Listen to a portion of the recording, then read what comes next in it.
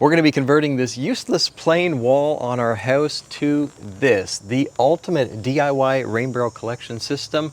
And we've got the new Anaconda filter mounted up there, so we can start to test that out as well.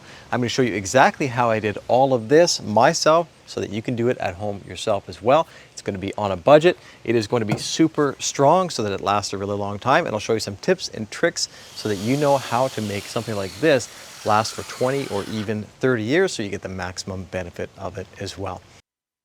So if you'd like to start to benefit from some rain barrels at home, stick around to find out how.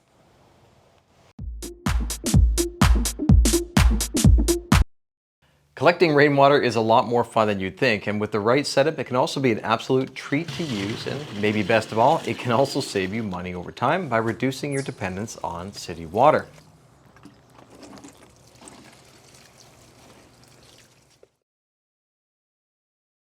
It's really important to pick a location that has enough water coming off to feed your barrels, and it also does depend on how much water you plan to use for your gardens. I would recommend connecting at least 2 barrels together, but the more the better. Just need to make sure you have enough room for them and that you have an easy way to get the water from your downspout to the barrels. And when you pick a location, it's also a good idea if you can have a place that doesn't get too much direct sunlight. It will extend the life of your barrels. And it's also a good idea to make sure that there's lots of air movement around them too, to make sure the frame dries quickly after a rain. But if you can't do those, it's not a deal breaker. Just find the best place that works for you. I wanted to use 3 barrels for my setup. That gives me lots of water, and the stand will still be movable at that size with just one person when the barrels are empty, which also is pretty handy for cleaning once a season.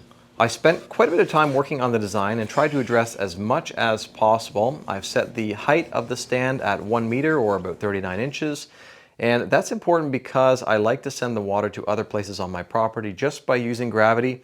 So I have the barrels up pretty high. The stand can be lower, which is easier to build and also cheaper too. I wanted to come up with a simple design that is easy to cut with just a circular saw or a hand saw, and that also does not cost too much and wouldn't warp or twist like a 4x4 post would like to do. So I designed it with pressure treated 2x4s for the most part and a few 2x8s for the upper frame. Each barrel will end up weighing up to 500 pounds or 227 kilograms. So it's going to be very heavy, so we need a strong frame, but we also need to make sure that it's safe. So I designed the frame to kick out at the bottom so that it can prevent the entire thing from tipping forward and potentially hurting someone. It also allows me to climb up easily and open and close it once a season. It's a really good idea to place this on patio stones or pavers or something to prevent direct contact with your soil. That will extend the life of the stand. It's also going to prevent it from sinking over time. It also tends to look better. In my case, this side of my home had a euonymus plant right up against the wall. And although I don't really like killing plants, it's not a good idea to have woody plants growing up against your foundation. So I had to take that out first. Also happened to be covered with earwigs, and the trunk and roots were partially rotted away. So I didn't feel too bad about it after I did that. I removed a few inches of dirt, and then I took some time to pre-level and also compact the soil down a bit with my makeshift tamper from a few pieces that I had hanging around.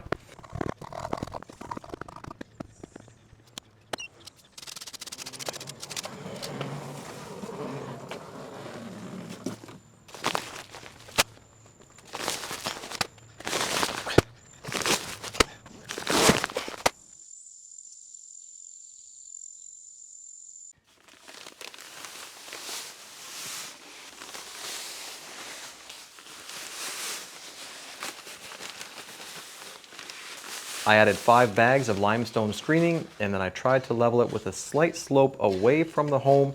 I also had to try and match the existing paver walkway as much as I could too. Just give me a second here.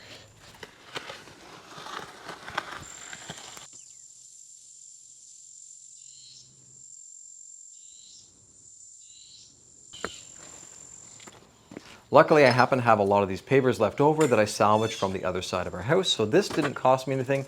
But if you don't have something like this, I'd recommend some concrete patio stones. You can also find them for pretty cheap or buy them new, and they're still usually pretty good price. Okay, so you're gonna wanna move your hand away, put that there. Perfect. We placed the pavers in and tried to get a tight fit, but the original path had shifted quite a bit, so we have bigger gaps here and there.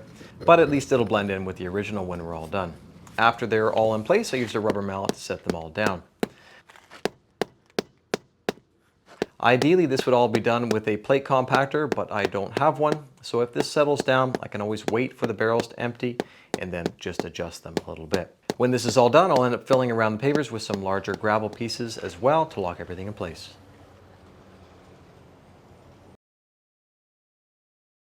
The strong frame is going to take that load even after 20 years, and it's still going to be safe. It can really hurt if it ever fell on someone. So we need to make sure that it's kid-proof. No chance of this thing ever toppling over on anyone. Since I already had the design, I made some templates for each piece just so that they would match a little bit better. And my frame is a little bit fancy with these angled front legs. This isn't needed. Straight legs are also fine at the front. I just wanted to keep the frame as small as possible and as stable as possible by keeping the bottom big, and the top is just large enough to have the barrel sit on top of it. If you plan on using straight legs, connecting the frame to the wall or making the entire thing deeper are also good options.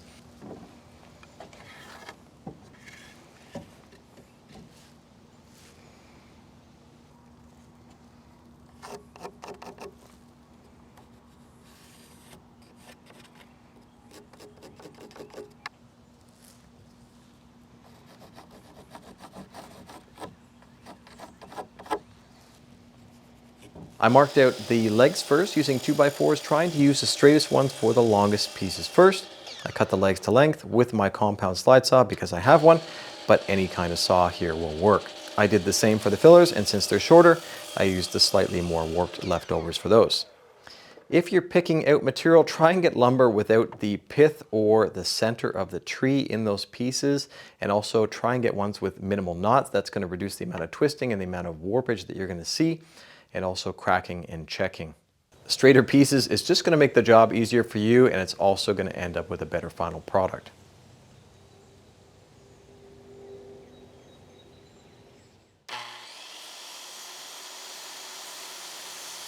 One of the keys to the strength of this design is the notching. So to make these cuts, I've used the circular saw first for the long cuts with the grain for the 4 front and for the 4 back legs, and then I use the jigsaw to finish those cuts.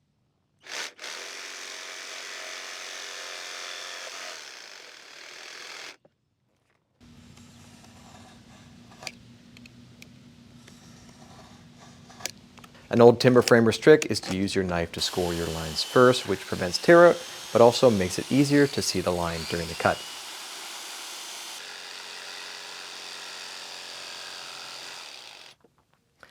I was pretty picky at the lumberyard with my upper frame since it's going to guide the entire assembly. So I've laid out the positions of the rim boards and the joists first.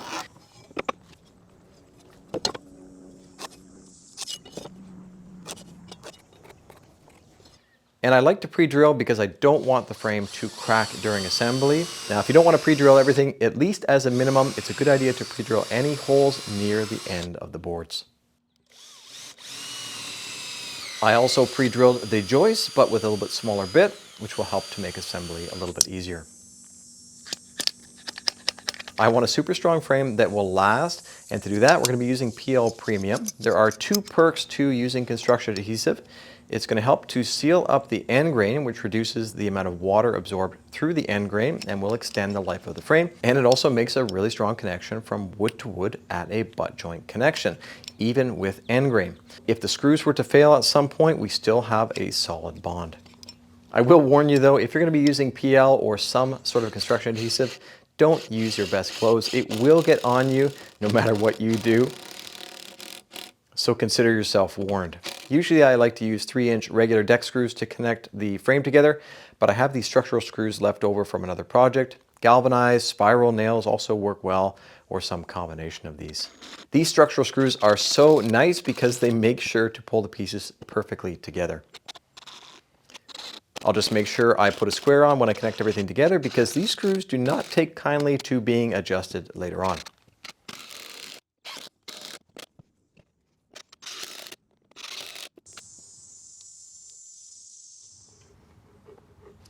I'll apply a generous amount of adhesive to the other side and connect the other rim board.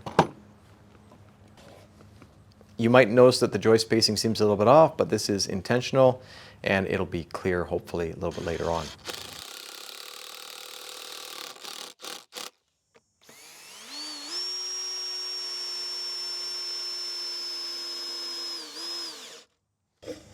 A quick double check for squareness and we are good to move ahead. Now we can connect the notch legs and you'll see why this design is so strong. These legs notch around the front and the back rim joists, and they also act as a glued and screwed corner blocking.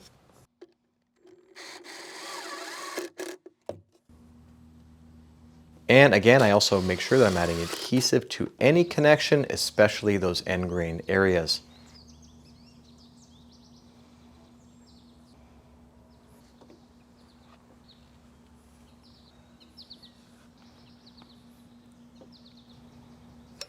Now that the legs are on, we can add the fillers, and this is where this frame gets to be indestructible. These fillers will support the gable ends of the frame, and they'll also support the intermediate joists in the exact same way. These are pre-drilled and then glued and screwed, and then we can add the cross brace next, and then we can add the final 2 leg fillers to complete that structure. This is probably a bit overkill, but I want this to last a really long time. I want it to be super strong, and this is a great way to do it.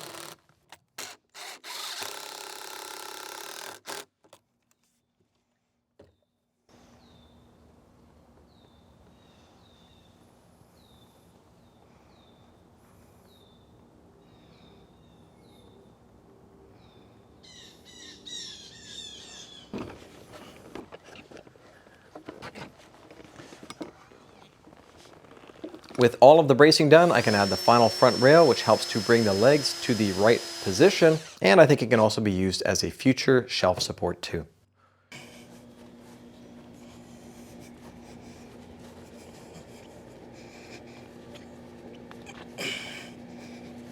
I've let the adhesive cure for about half a day, and I can move it to its new home now.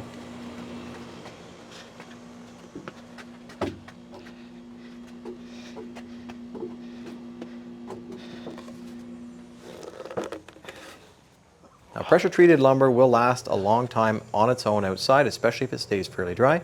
But I'm going to be using some exterior grade paint and primer in one. This was here when we bought the home, so I'm going to be putting 2 coats on every single surface.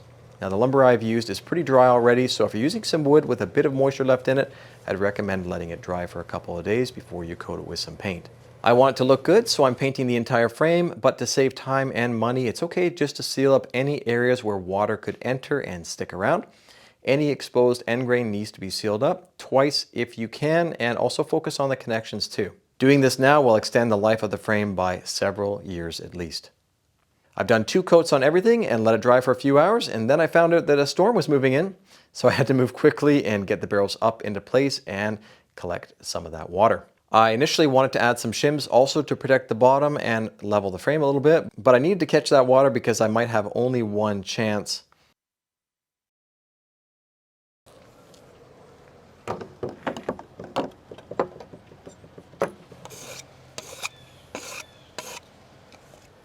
I'll be using some leftover Trex decking from my front deck for the top, but you can use anything that you have as long as it has some decent thickness to it to distribute the barrel load over the frame.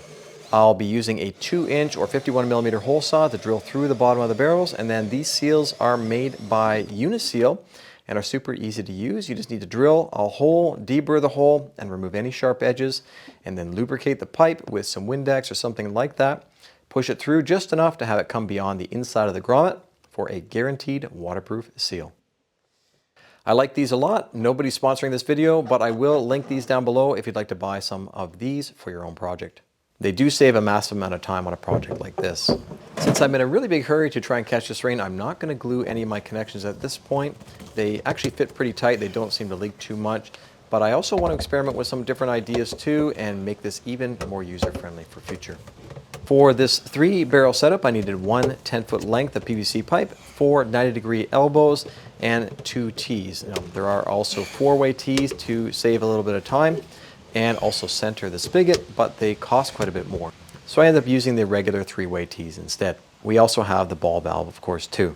I'm using 1.25" Schedule 40 PVC pipe for this project. It's going to last a long time outside, and it's large enough to distribute a good volume of water between the barrels as well. I will end up 3D printing some really strong support brackets, but to get this mounted right now, I've used this galvanized steel strapping. I kind of want to use this as an experimental setup where I can change things around and manipulate them as I need to. I've got a bunch more ideas, but for now, this is actually working quite well. There's one little drip underneath there, and I might try and tighten that up, but it's such a slow drip. I don't think it's going to be a big problem. It's right there. We had a storm that moved in, and I really wanted to get these barrels up in place.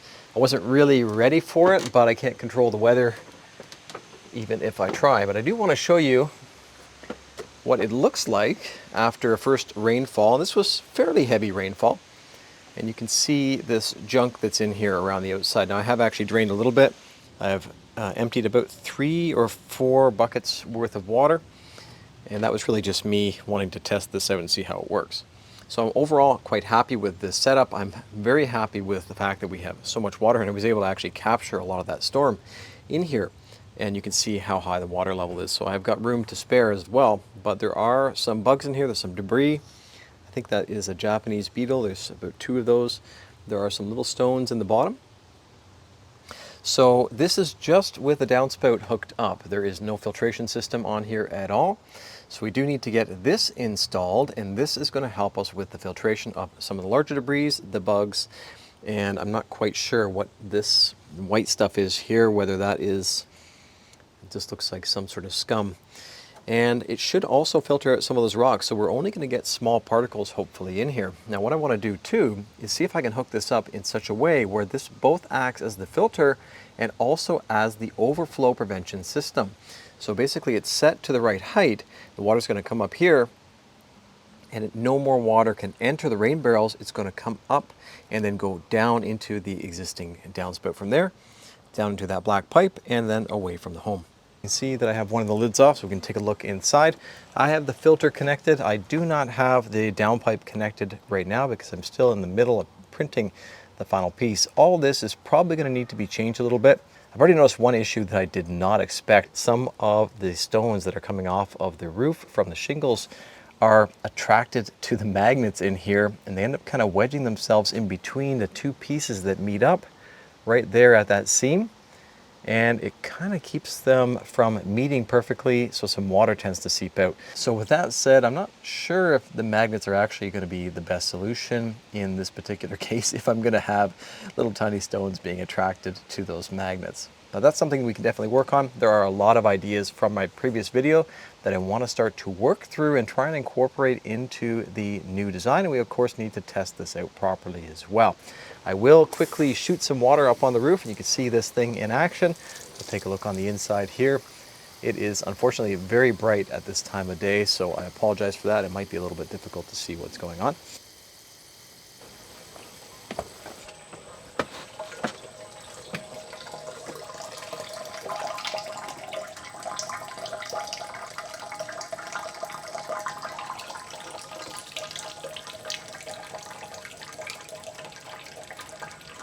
A little bit hard to see. There's a bit of condensation on the inside there, but it's definitely working. There's a few little drops of water coming out the bottom, which I expected, and I'm fine with that. And some water coming in the inside there. You can see some very fine particles coming through. Also fine with that as well. So I'm going to put the lid on. And all I'm going to do is not tighten up this little cap here. I'm just going to leave that for the breather. And I'll put the clamp on as well. And then when I actually finally do get a real rain, I'll try and do some recording here and see what's really happening. And by that point, I'll also have the downpipe connected as well to make sure all that is working properly. So now all that's left to do is give this thing a try and use some of this water.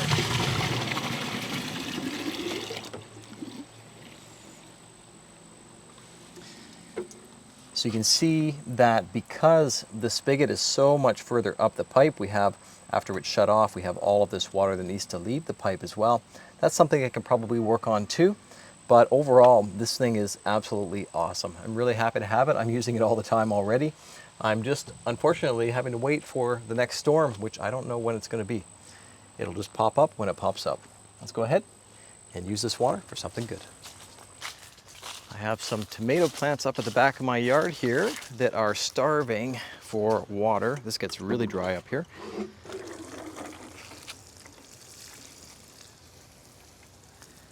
These are cherry tomatoes. And there are some tomatoes on there. You can see back in there as well. Some marigolds. And these are some peppers that are not liking it right here.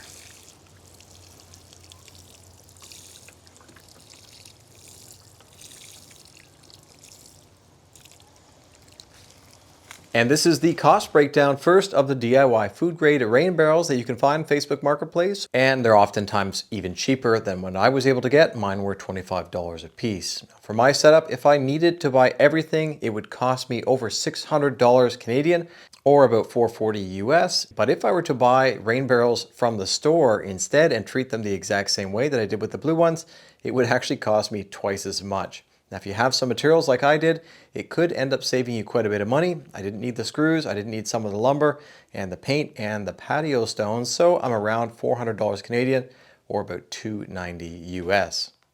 This seems like a lot at first, but considering that it can cost us about $5 every time we want to water our grass, it ends up actually paying for itself over time. And of course, it is so much more fun to use.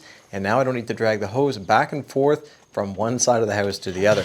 So as long as you actually need to use the water, it will eventually pay for itself. It's just more a matter of how much time it's going to take to do it. If there is any interest in seeing a video showing how to make a frame from logs for free, please let me know down there below. If you'd like to build your own frame like the one shown in the video, I will have some plans down there for free, but they're only free if you hit that like button. So we needed it and we made it. We have the ultimate 3 rain barrel DIY setup here and it's working great. I'm very happy to have this in this spot. If you've got ideas for improvements to the setup, please let me know in the comments down there below. And if you have ideas for improvements on the Anaconda filter, do the same as well, because I'm going to be making a testing video on that filtration system on the rain barrel setup that we have here as soon as we get some sort of rain coming. I hope you enjoyed the video, and if you did, make sure you give the video a like and a subscribe to the channel as well. With notifications helps also. Comments also help the channel quite a bit with that algorithm as well. And thanks to my patrons for helping to support the channel and making videos like this possible. And thank you for watching. Take care, and I hope to see you on the next one. System, and that includes getting our which is not only looking good. Oh, yeah. Rain barrel system. What's going on?